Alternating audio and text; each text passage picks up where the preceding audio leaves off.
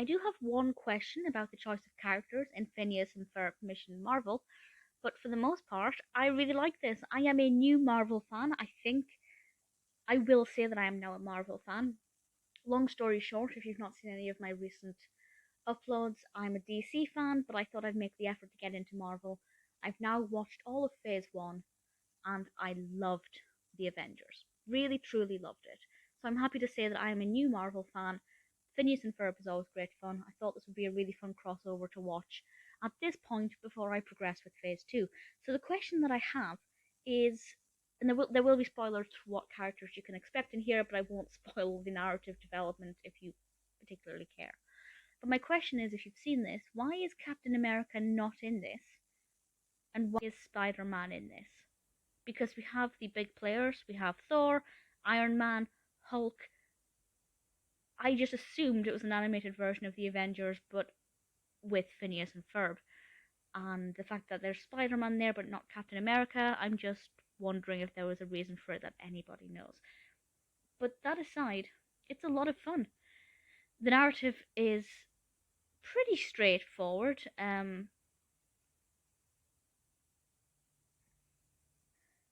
Dr. Doofenshmirtz has created this power draininator, which hits off of Phineas and Ferb's space station thing, and it drains Iron Man, Spider-Man, Hulk, and Thor of their powers. And considering they're currently battling Red Skull, Whiplash, Venom, and the character of MODOK, who I am not familiar with, but the character looks awesome. Looking forward to finding out more about that character. Obviously, this is going to be causing a problem. So Phineas and Ferb team up with Iron Man, Spider-Man, Hulk, and Thor. I would collectively call them the Avengers, but because of Spider-Man there, I'm not really sure if that's actually technically correct. If you know, please do tell me. And obviously try and solve the problem. And we have mentions of S.H.I.E.L.D. My favourite was the mention of the shed.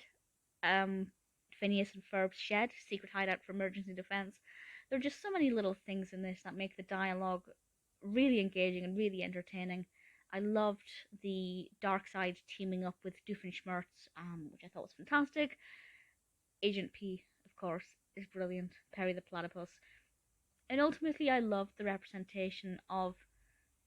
Actually, I think Thor was my favourite animated character. I think the representation of him was absolutely brilliant. Now, Captain America is probably my favourite Avenger, so I was a little bit disappointed that he wasn't in this, but still a lot of fun. Also, I won't spoil this for you, but there is a bit of fun poked at Hulk, and the whole Hulk smash thing, absolutely fantastic. Usual brilliant voice cast. Obviously, we have Caroline Rhea as Linda Lynn Fletcher, Thomas Sangster as Ferb, Vincent Martella as Phineas, Ashley Tisdale as Candace. There is a song in this, a song that Candace sings with the girl, the little friend, you'll know, is it Isabella? Is that her name? Isabella. They sing about how all of the heroes here are men and that the women aren't there, the female Avengers aren't there. I just thought it was hilarious. Just a nice little unexpected bit of feminism poked into this. But I enjoyed it a lot. I wouldn't have enjoyed it if I hadn't seen Marvel. If I hadn't seen Phase 1, certainly if I hadn't watched The Avengers.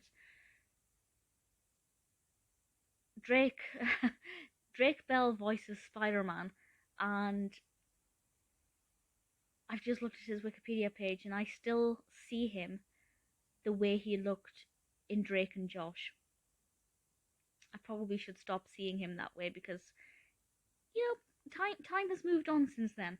But nostalgia, I like to cling to the past. I don't like to think of people I grew up watching growing up even when they're older than me.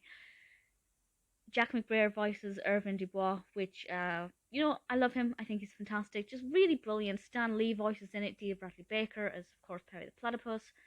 Brilliant voice cast. Brilliant narrative. Very fun animation style. I just wish Captain America had been in it.